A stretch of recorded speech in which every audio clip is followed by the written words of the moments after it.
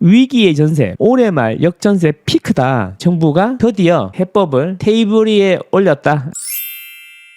집주인들 테러를 열어줘야 된다. 서울 전세 고점이 2021년 3, 4분기, 그러니까 가을, 겨울인데 이게 2년 만기가 되는 게 2023년 정확히 3, 4분기가 되겠죠.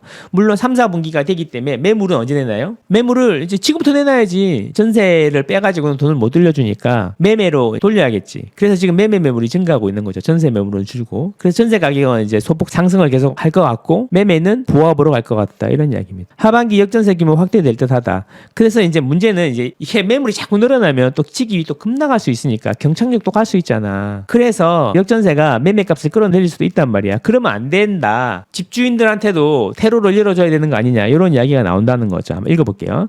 2021년 말 전세값이 고점을 찍었기 때문에 구조적으로 올해 말 역전세 피크가 올 수밖에 없습니다. 서울 아파트에 막 도달한 역전세난이 하반기 쓰나미처럼 밀려올 것이라는 불길한 전망이 나온다. 서울 전세값 고점이 2021년 2년 전이기 때문에 7월에서 12월에 집중돼 있다. 계약이 만료되는 올해 하반기 역전세 규모가 더 커질 수 있다는 것이다. 그러니까 7월부터 시작이니까 지금부터 내놔야 됩니다. 그래서 당장 6월 입주 물량이 5천 가구가 넘고 서울 말하는 거야. 서울. 실거주 의무 폐지 추진으로 전세 공급이 많아질 수 있다는 점도 주장에 무게를 싣고 있다. 실거주 의무 폐지가 아직 안 됐어요. 그죠? 입주 물량도 서울에 많은데 5천 가구로 많은데 실거래 의무를 폐지해버리면 분양받았던 사람들이 자기들이 입주를 안 하고 전세를 놓을 거란 말이야. 그럼 전세를 놓으면 전세 가격이 떨어지지 않겠냐. 신축 전세 가격이 떨어지지 않겠냐. 왜 자기들이 안 들어오면 다 전세 놔야 되니까. 그런 이야기인 거예요. 그러면 전체적으로 입주 물량이 많은 곳은 신축의 전세 가격이 떨어질 가능성은 있죠. 일단 그렇게 하고 제가 이제 생각은 조금 다르지만 어쨌든 좀 이따가 말씀드리겠습니다.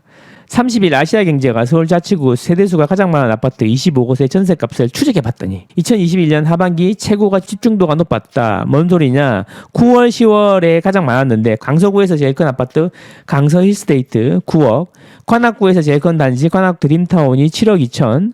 이게 이제 2년 전 가격이라는 거예요. 동작구 신동아 리버파크 7억 7천.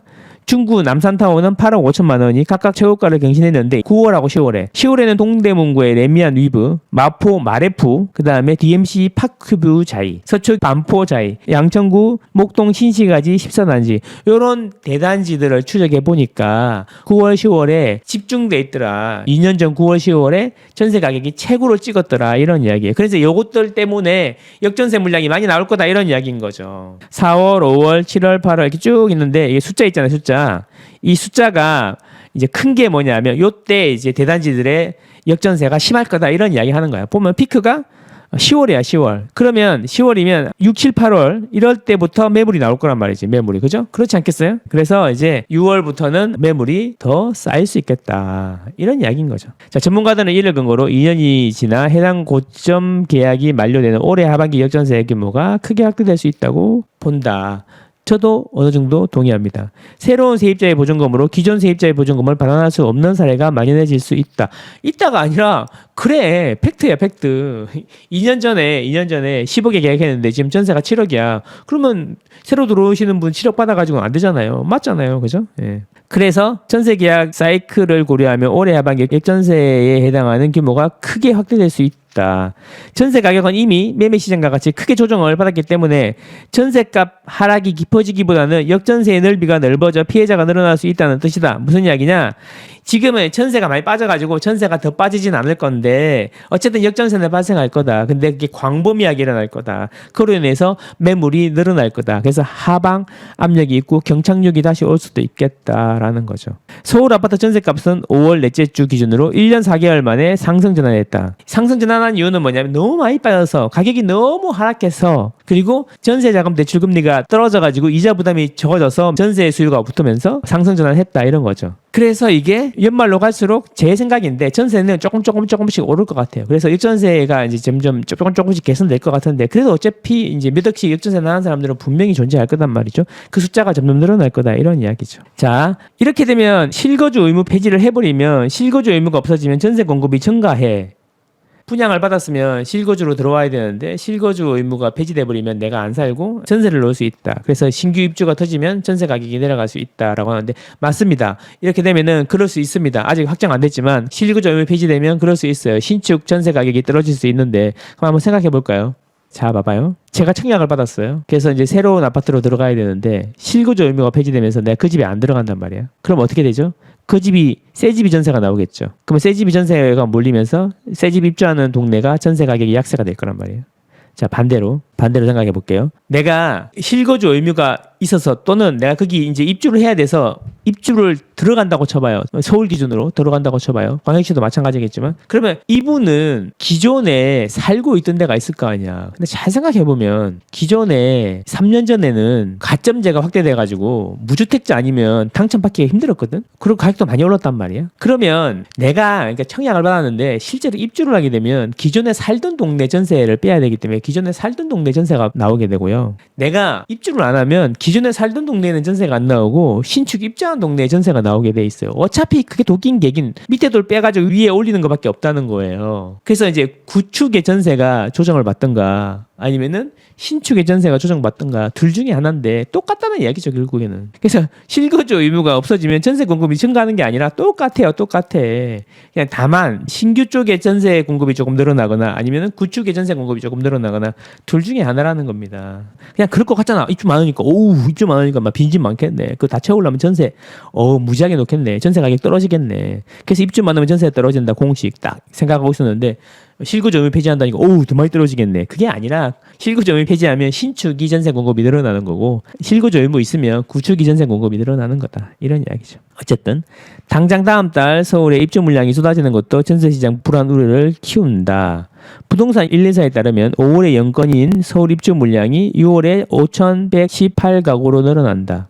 서울 노원구 상계동 노원 롯데캐슬 시그니처 그다음 동대문구 영두동의 청량리역 한양 수자인 이 집들이 한다 뭐 이런 건데 6월 달에 입주를 해야 되면 전세가 벌써 3, 4월부터 나오지 않았을까? 그리고 노원 롯데캐슬 시그니처 이거 상계 뉴타운 재건축한 거잖아요. 이미 이제 거의 마무리 공사 중이던데 이거 이미 전세 가격이 많이 떨어졌다가 조금씩 올라오고 있어 지금. 전세 이제 매물도 많이 줄었어. 이게 뭐냐 하면 6월 달이면 이미 3, 4월, 1, 2월에 벌써 매물이 나와가지고 한번 출렁하고 슬슬 이제 전세 매물이 줄어가는 추세다라는 거야. 그러니까 6월에 입주 물량이 많아서 이제 곧 위험하다 전세가 이런 논리는 안 맞는다는 거지. 또 하나 더 얘기해 볼게요.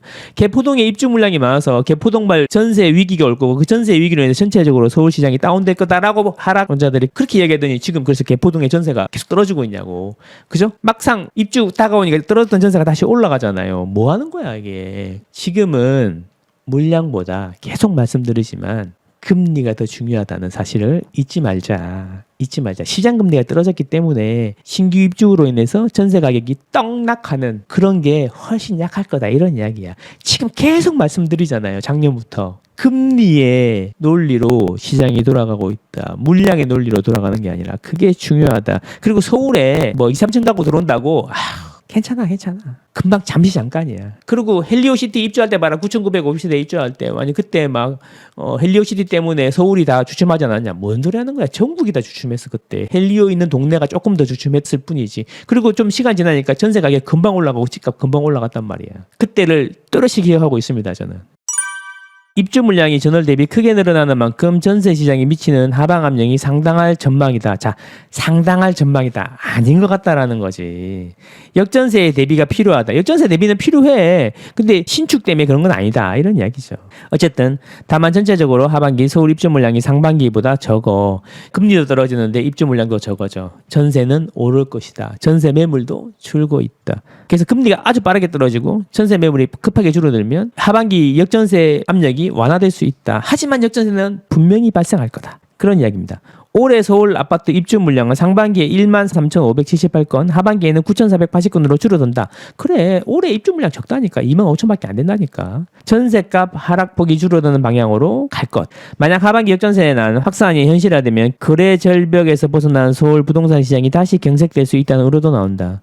부동산 시장 침체는 자산 가치 하락으로 이어져 실물 경기 위축을 시킬 수 있는 만큼 전세 시장 안정화를 위해 집주인에게 퇴로를 열어줘야 된다는 목소리가 커지고 있다. 자, 그래서 제가 한 달 전쯤인가요? 정부는 역전세난을 어떻게 해결해야 되는지 잘 알고 있다라고 말씀을 드렸고 그 방법은 그냥 전세 대거 자금 대출에 DSR을 빼주면 된다라고 했습니다. 이 쉬운 방법이 있는데 정부는 왜 그걸 안 해줄까요? 시장이 살아나면서 급등하는 걸 막으려고 그런 거예요. 정부가 원하는 건 뭘까요? 최소한 내년 총선 전까지는 보합을 유지하는 겁니다. 오르락 내리락 하는 거. 그걸 원하는 거예요. 그래서 정부는 알면서도 시장 상황을 지켜보면서 대거자금 대출에 DSR을 뺄 건지 말 건지 고민을 하고 있는 거죠. 그래서 제 이야기는 정리하면 역전세로 매물이 쌓이면서 가격이 떨어질 것 같으면 전세 대거자금 대출에 DSR을 빼주거나 완화하면서 매물을 줄여가지고 가격을 받칠 거고, 갑자기 수요가 늘어가지고 가파르게 올라가게 되면은 요거를 또 정책자금을 지원을 중단한다든가 이런 방법으로 해서 너무 많이 급하게 오르는 걸 또 막을 거란 말이에요. 그렇게 해서 보합으로 내년 총선까지 가져가고자 하는 게 정부의 생각인데, 이게 지금 정부가 통제 가능한 범위 안에 시장이 있어서 정부가 의도하는 대로 시장이 움직일 가능성이 매우 커졌다라는 겁니다. 급등이나 급락이 아닌 보합장에서는 정부의 힘이 더 커진다라는 걸 잊지 마시고, 그래서 그런 걸 잘 생각해 본다면 급등도 급락도 없을 거니까 상급지 갈아타기 하기 좋은 시기다라고 지속적으로 말씀드리고 있는 것이고요. 집은 한번 사면 최소 2년 이상은 보유해야 세금 문제가 확연히 줄어들기 때문에 2년 뒤를 바라보면 2년 뒤에는 지금보다 금리가 높을까요? 낮을까요? 그 다음에 2년 뒤에는 공급이 지금 수준 이하로 떨어지는 지역도 있고 공급이 2년 뒤에 많아지는 지역도 있을 거란 말이에요. 그럼 결국에는 뭐냐면 2년 뒤에는 공급도 별로 안 많고 금리도 떨어져 있을 거 아니야. 그러면 여러분 2년 뒤에는 최소한 지금 집을 산다는 이야기는 2년 뒤를 바라봐야 된다는 이야기인데 어떻게 될 것 같습니까? 이 길게 봐야 된다니까요. 요즘에는 다 단기적인 전망이 많긴 한데, 물론 저도 그렇게 하긴 하지만 궁금해 하시니까. 하지만 주택은 이렇게 주식처럼 이렇게 단기적인 전망을 해서는 안 된다는 거예요. 결국에는 지금이 어쩌면 여러분이 보시는 좋은 지역은, 좋은 지역이라고 했어요. 좋은 지역. 좋은 지역은 마지막 가격이 될 수도 있다. 한 가지 꿀팁을 하나 더 드릴까요? 잘 들어보세요. 역전세난이 가중될 거예요. 연말까지. 사람마다 상황이 조금 다르니까. 그 중에 대부분은 알아서 잘 해결을 하는데 결코 해결이 안 되는 사람들이 있을 겁니다. 그래서 무슨 이야기냐면은 뭐 살짝 올라가든 살짝 내려가든 시장을 열심히 돌면 그때 금매가 꼭 나올 겁니다. 그러니 마음을 편하게 먹고 부동산에 자주 찾아가세요. 많은 부동산에 자주 찾아가세요. 꼭 사겠다는 의지를, 자기 상황을 다 브리핑을 하시고, 그게 어쩌면 몇 천에서 몇 억을 아낄 수 있는 방법이 될 수 있습니다. 저는 여러분과 여러분 가족의 행복을 응원합니다. 안녕.